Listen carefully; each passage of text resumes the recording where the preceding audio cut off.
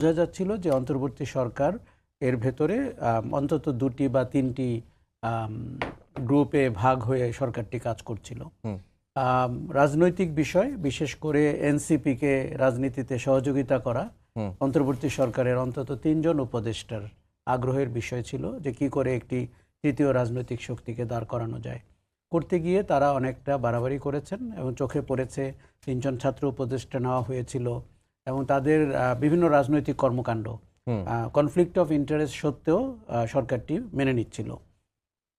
আরেকটি অংশ, এই যে মব ভায়োলেন্স ছড়িয়ে পড়লো সারা দেশে এবং সরকার মানে ঘটনার সময় যেভাবে প্রতিক্রিয়া দেখানোর কথা, সরকার তো আইন শৃঙ্খলা বাহিনী তার হাতে আছে, কিন্তু আমরা ওইভাবে মোবিলাইজড হতে দেখলাম না।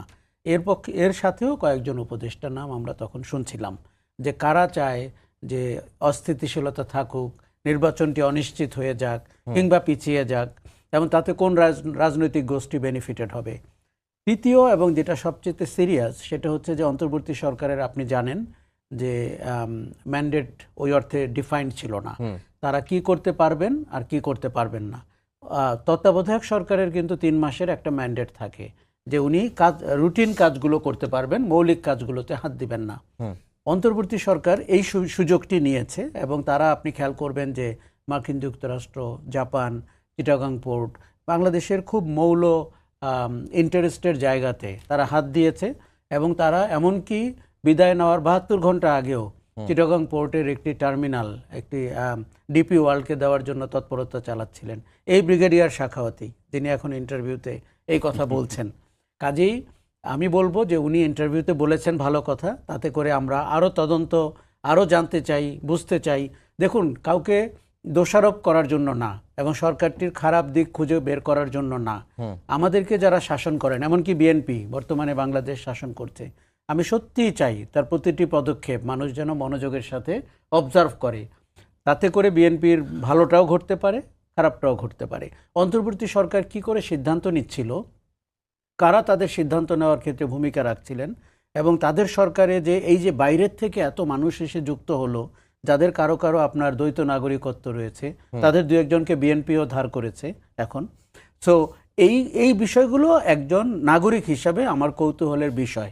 ব্রিগেডিয়ার শাখাওয়াত কিছু জিনিস বলেছেন, উনি কিচেন ক্যাবিনেটের কথা বলেছেন এবং উনি নিজে বলেছেন যে উনি ওই ক্যাবিনেটের অংশ ছিলেন না, কেননা আপনি জানেন ওনার ৩য় কিংবা ৪র্থ দিনেই উনি আওয়ামী লীগের রাজনীতি করার অধিকার নিয়ে মন্তব্য করতে গিয়ে স্বরাষ্ট্র উপদেষ্টার পদটি হারিয়েছিলেন।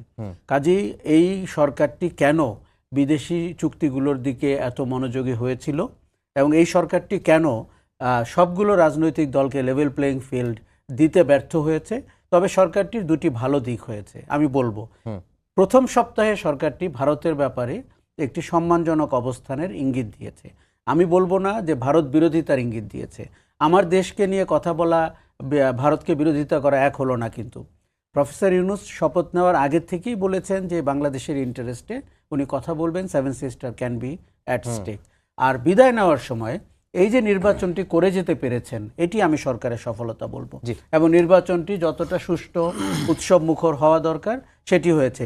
মাঝে অনেক অনিশ্চয়তা ছিল, নির্বাচনের আগের দিন সন্ধ্যায়ও কাউকে অনেক পণ্ডিতদেরকেও আমরা বলতে শুনেছি যে নির্বাচনটি হবে না, কিন্তু নির্বাচনটি হয়েছে, সরকারটি সাধুবাদ পাবে। জাহাঙ্গীর ভাই, এই এম সাখাওয়াত হোসেন বা সাখাওয়াত হোসেনের যে এই মন্তব্য নিয়ে, মানে তিনি বলছেন যে অন্তর্বর্তীকালীন সরকারের বড় বড় সিদ্ধান্ত ক্যাবিনেটে হতো না, বাইরে হতো, মানে এটা নিয়ে আপনার পর্যবেক্ষণটা কি?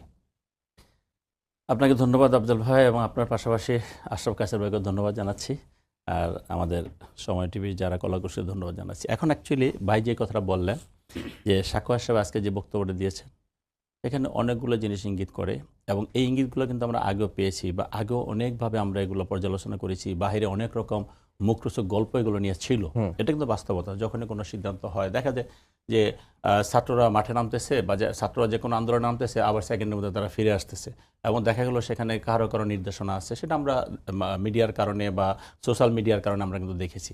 তো এখন উনি এই কথা, যে কথাগুলো বলছেন, সেই কথাগুলো উনি আগে বললে বোধ হয় আরও বেশি ভালো হতো, কারণ এখন তো তার কোনো দায় দায়িত্ব নাই।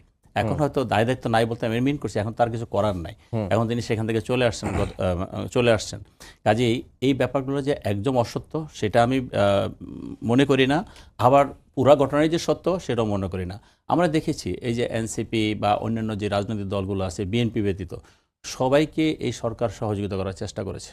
এই সরকার মানে অন্তর্বর্তীকালীন সরকার, এবং তারা কিন্তু বলেছে যে বিভিন্ন সময় চিফ অ্যাডভাইজার থেকে শুরু করে বিভিন্ন অ্যাডভাইজাররা বিভিন্ন রকম কথা বলেছে, তাদেরকে নিয়ে তাদেরকে বাহাবা দিয়েছে, বা তাদেরকে বিভিন্ন জায়গায় যে বিভিন্ন দেশে যখন তারা রাষ্ট্রীয় কাজে গিয়েছে তখন কিন্তু তাদেরকে সাথে নিয়ে গেছে এবং তাদেরকে কিন্তু সেভাবে উপস্থাপন করেছে। তা আমরা সেই উপস্থাপনগুলো যদি দেখি তাহলে কিন্তু আমরা বুঝতে পারি যে কার দুর্বলতা কার দিকে আছে, কার দুর্বলতার কতটুকু আছে।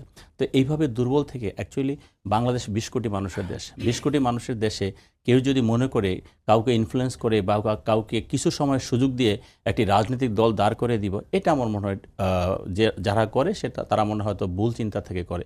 এভাবে চিন্তা না করাটাই ভালো। তবে মানুষ দেখেছে যে তারা এত কিছু করার পরেও তারা যে শক্তিটাকে দাঁড় করতে চেয়েছিল, আসলে মানুষের সাথে জনগণের সাথে সম্পৃক্ততা না থাকলে কোনো শক্তিই কাজে লাগে না, কোনো শক্তি টিকে থাকতে পারে না এবং কোনো শক্তি দাঁড়াতে পারে না। সেটা বাংলাদেশের রাজনীতিতে নতুন করে একটা দেখানো দরকার নাই। সেটা আমরা অতীতেও দেখেছি, এখনও দেখছি, আগামীতেও দেখব। আপনার ভিত্তি যদি ঠিক না থাকে, কারণ একটি ভিত্তির উপর একটা রাজনীতির দল দাঁড়ায়, সেই ভিত্তি যদি ঠিক না থাকে তাহলে কোনো রাজনীতির দল টিকে থাকতে পারে না। এই যে কিচেন ক্যাবিনেটের কথায় যেহেতু আসছে, একটা ক্যাবিনেটের তো সভাপতি থাকে, তাহলে এই কিচেন ক্যাবিনেটের সভাপতি কে? এটা তো অদৃশ্য, এটা সভাপতিকে থাকবে। দেখুন, এটি ব্রিগেডিয়ার সাখাওয়াত আরও ভালো বলতে পারবেন। তবে প্রথমত আমি বলি, আইনানুগভাবে কিন্তু এটি খুব বড় প্রশ্নের সুযোগ আছে। দেখুন, ক্যাবিনেটের সদস্যরা শপথ নেয়, ওথ নেয় এবং গোপনীয়তার শপথ নেয়। তাদের সাথে কথা বলে আপনি একটি সিদ্ধান্ত নিলে আমরা কিন্তু বুঝতে পারি। কিন্তু কিচেন ক্যাবিনেট হলে আপনি কি করে সিলেক্ট করলেন কারা কারা এর অন্তর্ভুক্ত হবেন? স্বাভাবিকভাবে 6-7 জনের বেশি নিশ্চয়ই না। আরও একটা জিনিস আমরা খেয়াল করেছি, ওই সরকারে কিন্তু বিশেষ সহকারী, আপনার হাই রিপ্রেজেন্টেটিভ, বিভিন্ন আমেরিকান ডেজিগনেশনের লোকরা এসেছিল, তারা কোনো ওথ নেয়নি। কাজেই তারা কি ওই কিচেন ক্যাবিনেটের পার্ট ছিল নাকি তারা ক্যাবিনেটের পার্ট ছিল? এই প্রশ্নগুলো কিন্তু পরিষ্কার হতে হবে। দেখুন, সরকারটিকে আমরা সুশাসনের জন্য নিয়োগ করেছিলাম শেখ হাসিনার দুঃশাসনের পরে। এখন সরকারটি যদি সুশাসনের জায়গায় নন কমপ্লায়েন্ট আচরণ করে থাকে, ইতিহাসের কাছে এই কথাটি it got to be noted যে তারা সুশাসনটি দিতে পারেনি। এখন কিচেন ক্যাবিনেট কোন কোন সিদ্ধান্ত নিয়েছে, এই জায়গাগুলো পরিষ্কার হওয়া দরকার। আরেকটা কথা আপনাকে আমি বলি, টেস্ট টিউবে কিন্তু রাজনৈতিক দল গঠন করা যায় না। রাজনৈতিক দল রাস্তায় করতে হবে, মাঠে করতে হবে, জনগণের সাথে করতে হবে। সরকারটি যেটি চেষ্টা করলো যে এই নাহিদ ইসলামের নেতৃত্বাধীন যে সংগঠনটি, তাকে কোনোভাবে যমুনা থেকে প্রধান উপদেষ্টার কার্যালয় থেকে সাহায্য সহযোগিতা করে জাতিসংঘে নিয়ে গিয়ে খুবই দৃষ্টিকটু মনে হয়েছে। দেখুন, যেই ছেলেরা গণ অভ্যুত্থান করতে পারে, শেখ হাসিনাকে ঝেঁটিয়ে বিদায় করতে পারে, তারা রাজনৈতিক দল দাঁড় করাতে পারলো না। এবং আজকে তাদের পরিণতি যেখানে গেছে, বাংলাদেশের সাথে তারা বেইমানি করেছে। কেননা বাংলাদেশের সব মানুষ রাস্তায় নেমেছিল পরিবর্তনের জন্য। তারা তাদের 6 জন বা 7 জন সংসদ সদস্য বুঝে নিয়ে তারা কিন্তু তাদের রাজনীতির সমঝোতা করলো কোন পথে? পুরনো বন্দোবস্তের পথে। সে তো নতুন বন্দোবস্তে হাঁটলো না। আমরা তো দেখতে চেয়েছিলাম সে নতুন বন্দোবস্তে হাঁটুক, কষ্ট করে এই পার্লামেন্টে একটি সদস্য না হোক, 300 জন রিপ্রেজেন্টেটিভ তো বেরোতো। কাজেই রাজনীতির গুণগত মানে তারা যেই কথাগুলো বলেছে। তাহলে কালকে যে এই জাতীয় নাগরিক পার্টির 1 বছর প্রতিষ্ঠা বার্ষিকী, মানে এই 1 বছরে তাদের অর্জন যদি কি বলি, মানে সফলতা ব্যর্থতা যদি বলতে বলি, তাহলে সফলতা কি আর ব্যর্থতা? আচ্ছা, প্রথম কথা হচ্ছে, যেহেতু আওয়ামী লীগ বাজারে নাই, আপনি এখন তৃতীয় দল হয়ে গেছেন। এটি অনেকটা সুযোগে হয়েছেন, কিন্তু এটি কি সাস্টেনেবল? এটি কি টিকে থাকবে? আমার মনে হয় না। আর দ্বিতীয় কথা হচ্ছে যে তারা তো অনেক বড় বড় ফিলোসফিক্যাল দার্শনিক কথা বলেছিলেন, নতুন বন্দোবস্তের কথা বলেছিলেন, ক্ষমতা না জনতা বলেছিলেন। সেইগুলোর রিফ্লেকশন আমরা তাদের ইস্তেহারেও পাইনি এবং তাদের জীবনযাপনেও পাইনি, রাজনৈতিক চর্চায় পাইনি। একটি রাজনৈতিক দল একটি আদর্শে পরিচালিত হবে, তাদের আদর্শটি আমাদের কাছে গত 18 মাসেও পরিষ্কার হয়নি। আপনি যদি 12 মাস দেখেন। আরেকটা হচ্ছে যে আপনি যত প্রাসাদে গিয়ে, চিফ অ্যাডভাইজারের অফিসে গিয়ে কিংবা প্রধানমন্ত্রীর অফিসের আশেপাশে ঘুরে রাজনৈতিক দল করবেন, ওটা কিন্তু কিংস পার্টি, এর আর কোনো নাম নাই। আপনার শুনতে খারাপ লাগবে, এই যে ফেরদৌস আহমেদ কুরেশিরা করেছিল, এবং এটি কিন্তু ধোপে টিকে না। আপনাকে জনগণের কাছে টিকে না সেটা কোনোভাবে। বাংলাদেশের ইতিহাসে 5ই অগাস্টের পরবর্তী প্রেক্ষাপট আর দ্বিতীয়বার একইভাবে রচিত হবে না। কাজে এই সুযোগে শুধু তো এই রাজনীতির আকাঙ্ক্ষাটি নাহিদ ইসলাম বা আক্তার হোসেনের না, এই রাজনীতির আকাঙ্ক্ষাটি ছিল বাংলাদেশের। আমরা আওয়ামী লীগ বিএনপির বাইরে বা জামাতের বাইরে, জাতীয় পার্টির বাইরে একটি ভিন্ন চেহারার, ভিন্ন ফিলসফির জনগণ থেকে উত্থিত একটি রাজনৈতিক দলের স্বপ্ন দেখেছিলাম, জি। সবাই দেখেছিল। জি, জাহাঙ্গীর ভাই, আজকে সিলেটে জামাতের আমির একটি মন্তব্য করেছেন এবং জামাতের সেক্রেটারি জেনারেল গোলাম পরোয়ারের একটি মন্তব্য আছে। আমির যেটা বলেছেন যে লোকেরা বলছেন আপনারা হারেননি, আপনাদেরকে হারিয়ে দেওয়া হয়েছে, আপনার জামাতের হক নষ্ট করা হয়েছে। আর গোলাম পরোয়ার বলছেন যে ভোট গণনা ও ফলাফল ঘোষণার মধ্যে ইঞ্জিনিয়ারিং করা হয়েছে। আমি একটু জাস্ট একটু আশরাফ ভাইয়ের কাছে যে কথাটা শুনতেছিলাম যে গণ আন্দোলনে তারা কিছু ভূমিকা রেখেছে, যে কথাটা বলছি, এই গণ আন্দোলন তো একদিনে সৃষ্টি হয়নি। একটি গণ আন্দোলন সৃষ্টি করতে তার প্রেক্ষাপটটা অনেক দূর থেকে সৃষ্টি হয়েছে। 2008-এ যে নির্বাচন হয়েছে, সে 8-এর নির্বাচন, পরবর্তী 2014 নির্বাচন, 2018 নির্বাচন, 2024 নির্বাচন, এই প্রতিটা নির্বাচন কিন্তু এই গণ আন্দোলনকে এগিয়ে নিয়ে আসছে। এবং সেখানে নেতৃত্ব দিয়েছে কে? বিএনপির চেয়ারম্যান, আজকে বাংলাদেশের প্রধানমন্ত্রী, মাননীয় প্রধানমন্ত্রী জনাব তারেক রহমান। তো এই যে আমরা যে দীর্ঘ বছরগুলো আমরা গুম, খুন, হত্যা, নির্যাতনের শিকার হলাম, সেখানে সেই তাদের কি কোনো মূল্য নেই? তাদের কি কোনো গুরুত্ব নাই? তারা একটা পর্যায়ে দেখেন, যখন খেলা শেষ পর্যায়ে হয়ে যায়, যখন উইনিং টিম থাকে, সেই উইনিং টিমে অনেকেই জয়েন করতে যায়। তো এই 17 বছরে বাংলাদেশের মানুষকে একটা উইনিং জায়গায় নিয়ে গেছে তারেক রহমান সাহেব। তো সেখানে হ্যাঁ, তাদের অবদানকে আমি অস্বীকার করতেছি না, কিন্তু সেখানে সারা দেশের মানুষ সেই আন্দোলনে অংশগ্রহণ করছে, ছাত্র জনতা সকল। এবং যে আপনি যে মৃত্যুর রেশিও দেখেন, সেখানে আপনি দেখেন কারা মৃত্যুর রেশিওতে আগে আছে। আমি বলতেছি না যে বেশি মৃত্যুবরণ করছে সেটাই ভালো হয়েছে, তা না, মৃত্যু রেশিওতে কারা গেছে। তাই এখন একইভাবে তারা যদি গণ আন্দোলনের দাবিদার হয়ে যায় একটিমাত্র দল, তা সেটা মনে হয় দেশের জনগণ সেটা সেভাবে নেয়নি বা নেবে না। আপনি যে কথাটা বলছেন আজকে, ওইটা হলো আমার ওই জায়গার কথা। তো আপনি যেটা বললেন যে জামাতের আমির বলেছে যে তাদের রেজাল্ট পাল্টিয়ে দেওয়া হয়েছে, বা তাদের রেজাল্ট তাদেরকে জামাতের আমির বলছেন যে তাদেরকে অনেকেই বলেন যে আপনারা হারেননি, আপনাদেরকে হারিয়ে দেওয়া হয়েছে। এরকম মুখরোচক কথা তো সব জায়গায় শোনা যায়। মানুষ তো বলে যে আমাদের ঢাকার আসনগুলোতে যেগুলো আছে, ধরেন আপনি ওনার কথা যদি আমি বলি, মানুষ তো বলে যে আমাদের ঢাকা 15 যে আসন, সেই 15 আসনে জামাতের আমির কোনোভাবেই জেতার কথা না। এখানে বিভিন্নভাবে তত্ত্বাবধায়ক অন্তর্বর্তীকালীন সরকার এবং অন্যান্য সংস্থার সাথে নেগোশিয়েট করে তাকে জেতানো হয়েছে। এখন আমরাও সেটা বলতে পারি, বা মার্কেটে এরকম কথা আছে। তো এখন যে সারা দেশে যে নির্বাচন হয়েছে, সেই নির্বাচন বিএনপির মতো একটি দল, বিএনপির মতো একটি সংগঠন নির্বাচনটা সুস্থ হোক, সুন্দর হোক, ভালো নির্বাচন হোক চেয়েছে বলে কিন্তু এরকম একটা নির্বাচন হয়েছে। ধরেন আমরা যদি মনে করতাম, আমি এই কথাটা ভাইরে বলছিলাম যে আমি নির্বাচনের দিন পর্যন্ত আমি কোনো কাউকে ফোন দেইনি। 22 তারিখে আমি নির্বাচন শুরু হয়েছে, আমার কথা আমি বলছি, 22শে জানুয়ারি নির্বাচন শুরু হয়েছে, 22 তারিখ থেকে 12 ফেব্রুয়ারি পর্যন্ত আমি কোনো আর্মি অফিসার বলেন, কোনো পুলিশ অফিসার বলেন, কাউকে আমি ফোন দিইনি। আমি নির্বাচনটা জনগণকে সাথে নিয়ে করেছি। হ্যাঁ, ওখানে কোনো সমস্যা ছিল না বা সমস্যা হয়নি, হইতে পারতো, বা আমরা সেখানে ভালো পরিচালনা করেছি বলে, আমার দল সেখানে সহনশীল ছিল বলে, আমার দল সেখানে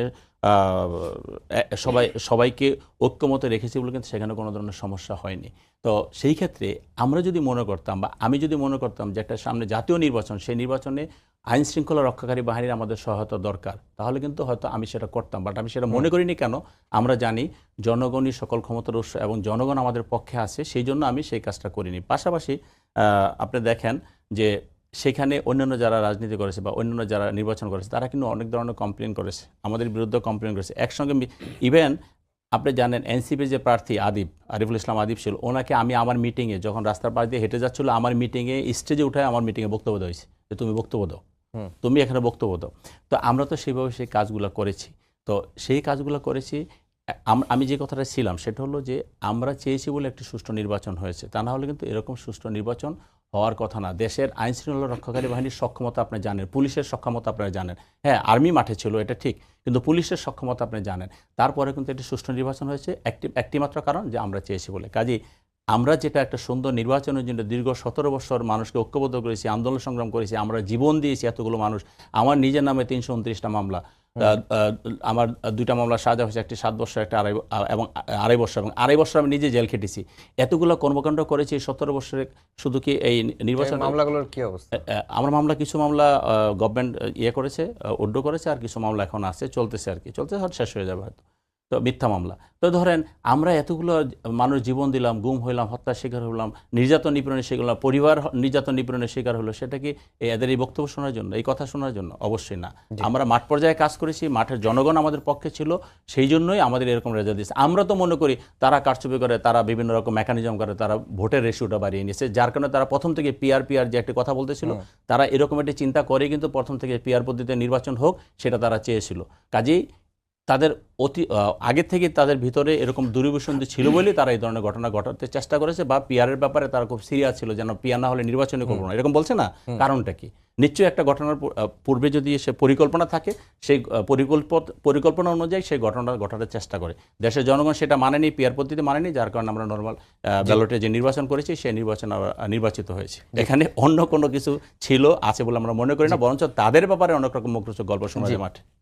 কায়সার ভাই, যেটা হচ্ছে যে জাহাঙ্গীর ভাই শেষের দিকে বললেন যে তার ধারণা যে তারা হয়তো মেকানিজম করে ভোটের রেশিওটা বাড়িয়েছেন, এটি একটি দিক। আর 5 আগস্ট বা যে 5 আগস্টের আগে যে 3 সপ্তাহের আন্দোলন, এটা আসলে গণ আন্দোলন ছিল, সকল শ্রেণী পেশার মানুষ, আওয়ামী লীগ বাদে, জাতীয় পার্টি বাদে, তারা সবাই অংশগ্রহণ করেছে। তো এই আন্দোলনে পুলিশ নৃশংসভাবে হত্যার শিকারও হয়েছে। এখন বিএনপি যেটি বলছে যে পুলিশ হত্যার তদন্ত হবে, এবং যেটি জাতীয় নাগরিক পার্টি বা যারা আছেন জামায়াতের, তারা বলছেন যেটি আসলে ছাত্রদেরকে ভয় দেখানো হচ্ছে কিনা। যদি গণ আন্দোলনই হয় তাহলে এককভাবে কেন তাদেরকে টার্গেট করা হচ্ছে এরকম মনে হচ্ছে? দেখুন, এটি একটা স্পর্শকাতর বিষয়, আপনাকে খুব বুঝে শুনে মন্তব্য করতে হবে। বিএনপি নেতৃত্বকেও তাই করতে হবে। আওয়ামী লীগ প্রথম দিন থেকে, মানে পালিয়ে যাওয়ার পরের দিন থেকেই পুলিশ হত্যার বিচারটাকেই মূল এজেন্ডা বানিয়েছে, এবং তারা বলছে যে তারা স্বাভাবিকভাবে নাম্বার বহুগুণ বাড়িয়ে বলেছে যে এত পুলিশ মারা গেছে, এই হয়েছে, যেটা মিথ্যাচার। কিন্তু পুলিশ যে মারা গেছে এটা আমরা সবাই জানি, এবং সেটি 45 হোক, 50 হোক, 60 হোক, যাই হোক, কিন্তু 1400 লোক তো মারা গেছে, এটা তথ্য। 30,000 ছেলে মেয়ে তো পঙ্গু হয়েছে, এটিও সত্য। ওই 1 মাস, মানে 5ই আগস্টের আগের 1 মাস আমি ওই ব্যক্তিগতভাবে রাজপথেই ছিলাম। 16 জুলাই থেকে 16 জুলাই থেকে ধরলাম, মানে আবু সাইদ যেদিন মারা যায়, আবু সাইদ যেদিন মারা যায়, বাংলাদেশের সব লোক দেখেছে কারা পুলিশের হাতে অস্ত্র দিয়েছে, কারা যুবলীগ ছাত্রলীগের হাতে অস্ত্র দিয়েছে, পাড়া মহল্লার সবাই সাক্ষী আছে, সবার হাতে মোবাইল ক্যামেরা ছিল, ফুটেজ নেওয়া আছে, কাজে এগুলো কিন্তু লুকানোর বিষয় না। এরও আগে আপনাকে মনে রাখতে হবে 15 বছরের একটা প্রেক্ষাপট আছে। 3000 মানুষ গুম হয়েছে, খুন হয়েছে, আয়না ঘরে গেছে, এবং পুলিশের র্যাবের চাঁদাবাজির শিকার হয়েছে। কাজেই মানুষের যে আইন শৃঙ্খলা রক্ষাকারী বাহিনীর প্রতি একটা ক্ষোভ এবং বিতৃষ্ণা, সেটার বহিঃপ্রকাশ যে ওই সময় ঘটেছে, এটিও সত্য। কাজে আপনি যদি পুলিশ হত্যার তদন্ত করেন, আপনি গুম খুন আয়না বা ঘরের গুলো আবার তদন্ত করবেন। 15 বছরে পুলিশের যে অত্যাচার, নির্যাতন, এবং পুলিশের মধ্যে যে বেনজির আহমেদ প্রবণতা, তাদেরও একটু তদন্ত করতে হবে।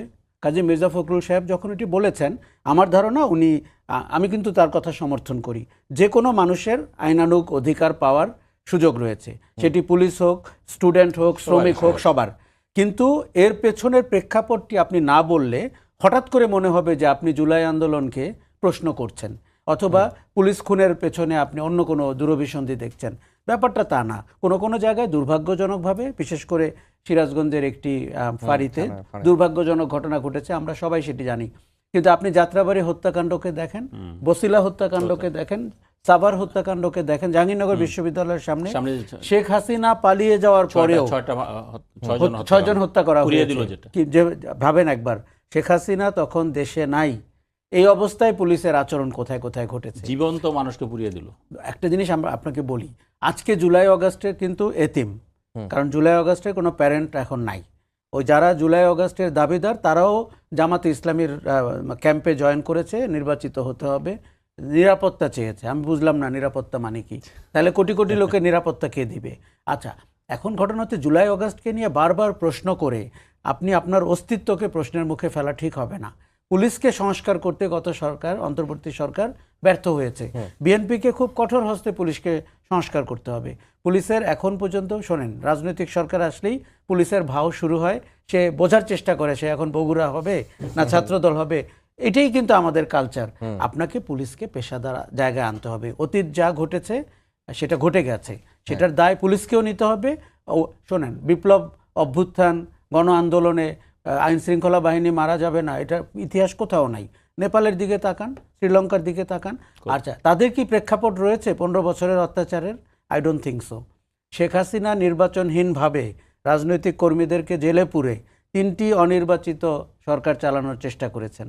তাকে টিকিয়ে রেখেছিল পুলিশ, তাকে টিকিয়ে রেখেছিল র্যাব, কখনো কখনো জনপ্রশাসন। তার দায় তো তাদের নিতে হবে।